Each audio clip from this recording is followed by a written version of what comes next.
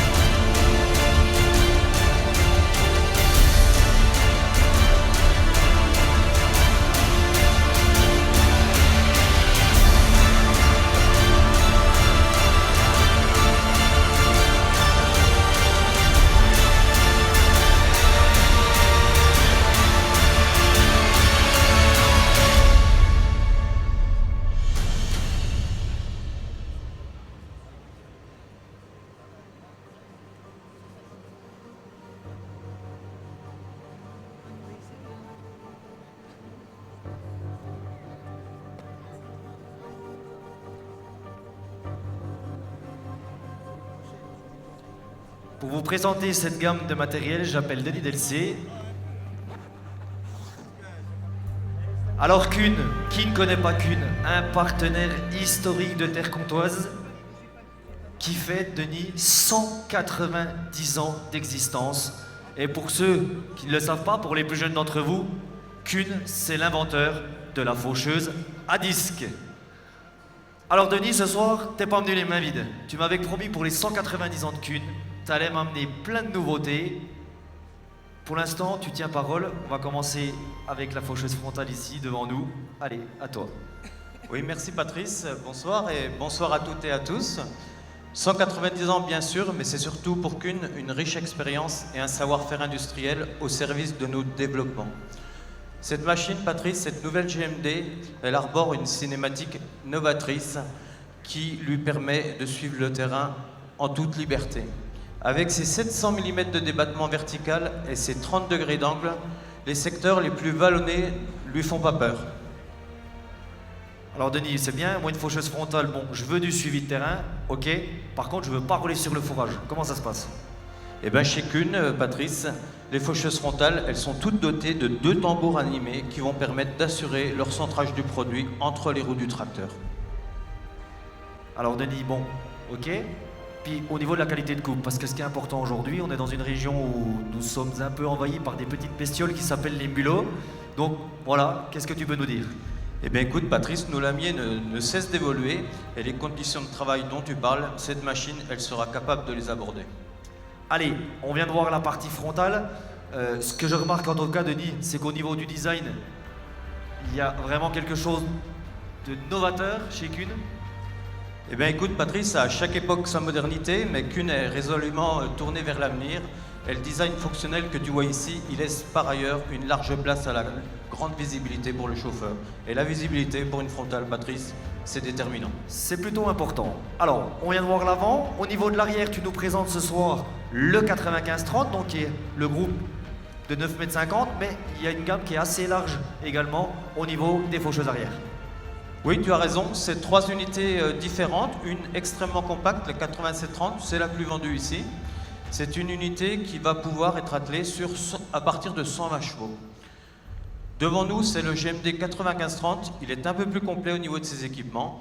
Il autorisera une gestion de largeur lors des passages en ligne droite. Il autorisera une adaptation lors des virages ou dans les secteurs avec du ripage. On voit bien la manipulation, hein, donc là la machine elle s'écarte, elle se resserre, donc pour éviter de laisser le petit rancher comme on dit. C'est exactement ça. Et par ailleurs, c'est une cinématique qu'on va utiliser pour abaisser la hauteur de transport lors du passage en retour. Ok, bon merci Denis, on va la laisser se replier. On va laisser les autres machines venir puisque après avoir fauché, on va faner. Allez, on continue.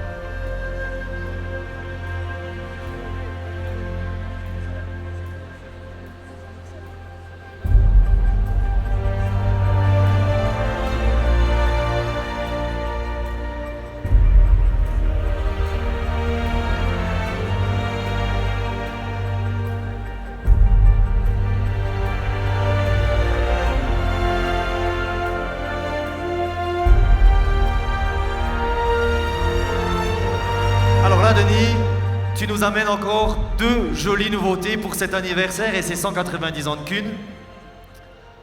On va commencer donc. Faneuse 13012, Denis. Alors, Oui, GSC, tu nous parles souvent de ça quand tu nous présentes une faneuse. Qu'est-ce que tu peux me dire sur tout ça? Bah écoute Patrice, ce soir c'est le fanage au sens large.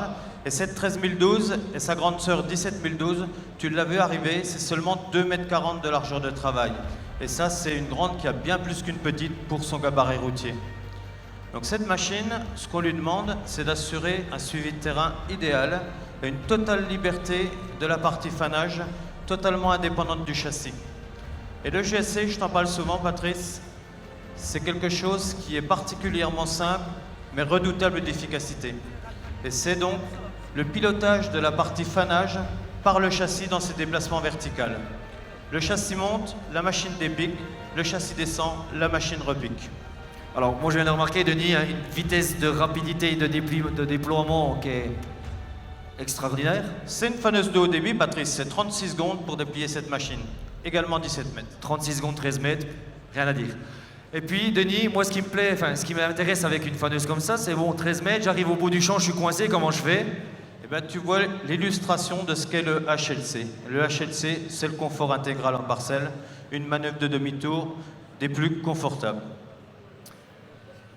Allez, la 13 mètres, ok, on vient de voir. Alors on vous a présenté 13 mètres, pourquoi? Parce que 13 mètres, c'est la machine idéale avec des andins de faucheuse de 3 mètres. Donc on va pouvoir prendre 5 andins de faucheuse sans rouler dessus. Alors Denis, de l'autre côté, tu es venu encore avec une nouveauté un peu particulière. Oui, je te l'avais promis, elle est devant toi, la 10812. C'est également une machine à haut débit. Avec le rotor de référence, c'est le même que la 13 mètres, la qualité de fanage reconnue. Et donc un système ici, HLC également, décliné sur cette 10 mètres.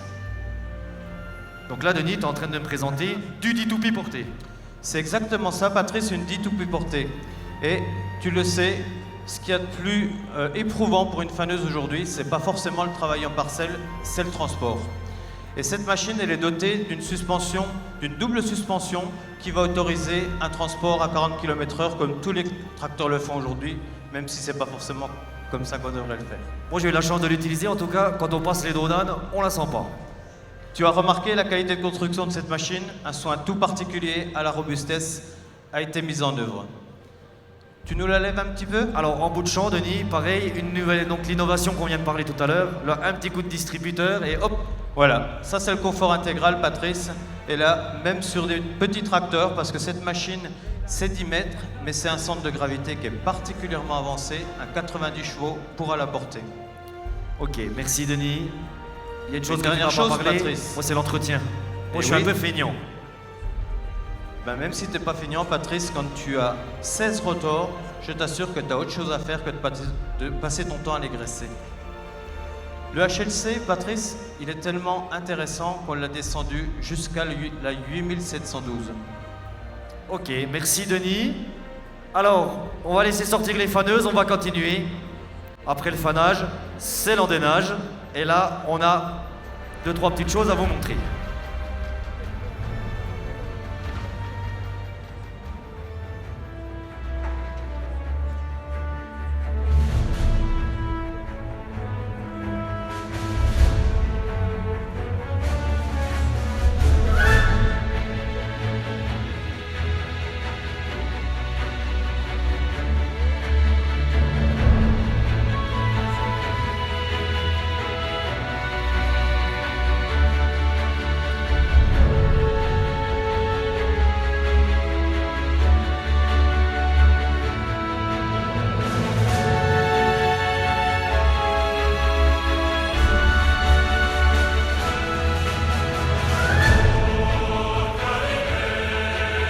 Alors, celui-là, Denis, là, il y a beaucoup de monde dans les tribunes qui vont être envieux et qui vont vouloir l'avoir.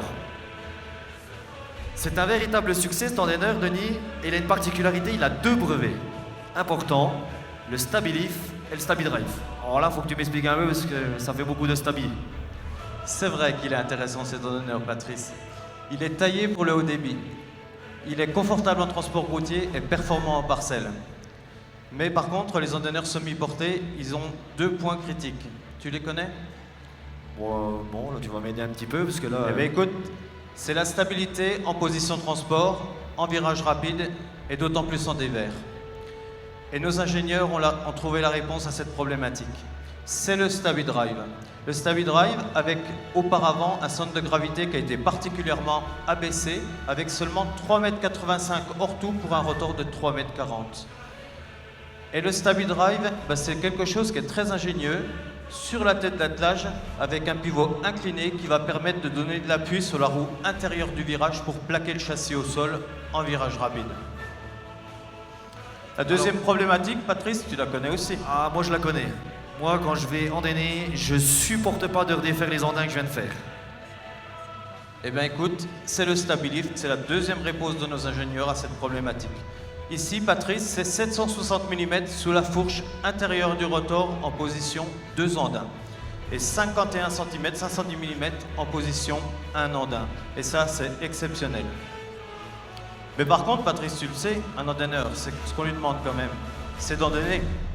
Et de bien andonner. Et puis chez nous, c'est le terrain il est accidenté, donc il faut que ça suive. Hein. Et pour ça, ce développement, il a réalisé sans compromis, avec un débattement exceptionnel au niveau du rotor lorsqu'il est posé au sol. Voilà, tu sais tout du 8030, Patrice, et c'est pour ça qu'il est intéressant. Alors ce GR8030, bien évidemment, un véritable succès, vous le retrouvez chez nous en démonstration. Il y a du financement à 0%, n'hésitez pas à nous contacter. Et là, on va continuer dans la gamme de l'andennage, on va vous amener quelque chose d'un peu particulier. Parce que maintenant, l'andennage, on veut encore plus de débit de chantier, on veut préserver la qualité du fourrage. Allez, c'est parti!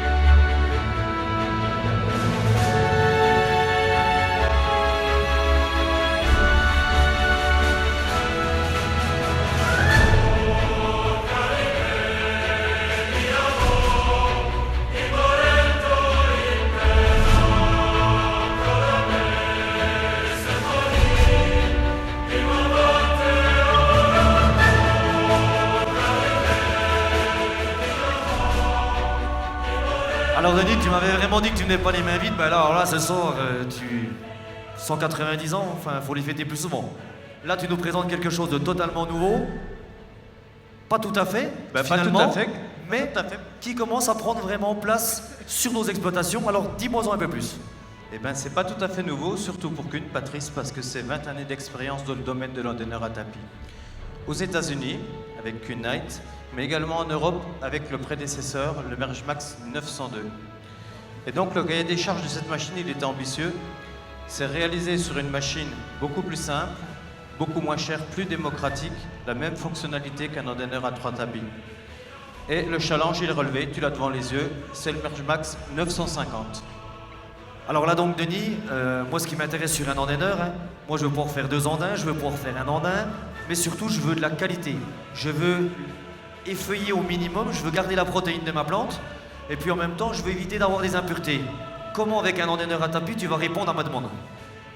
Eh bien écoute, c'est par le principe de cet andonnage avec un pick-up qui va soulever le produit et le déposer sur un tapis qui va le déplacer en toute douceur jusqu'à l'andin.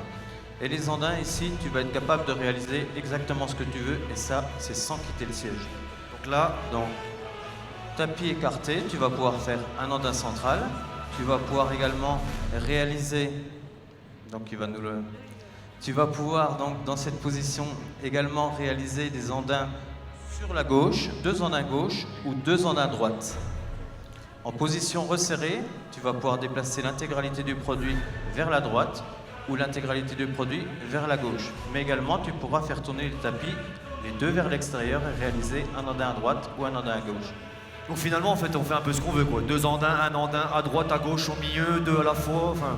C'est la machine la plus polyvalente et c'est également une machine extrêmement compacte dédiée au haut débit. Donc là, ce que j'aime bien également, c'est qu'on a quand même un large dégagement en position passage d'andin. Oui, ça c'est un souci majeur pour les andenneurs et là le Merge Max, il remplit complètement la mission également. Ok, donc cet appareil-là, hein, Denis, donc on le retrouve ici. Merci Cédric. On le retrouve ici puisqu'il est ici sur le sol franc-comtois. Il a 2 campagnes et il tourne sur les premiers plateaux qui sont entre 800 et 900 mètres d'altitude. Voilà. Et on remercie d'ailleurs le GEC de l'Aurore de nous l'avoir mis à disposition.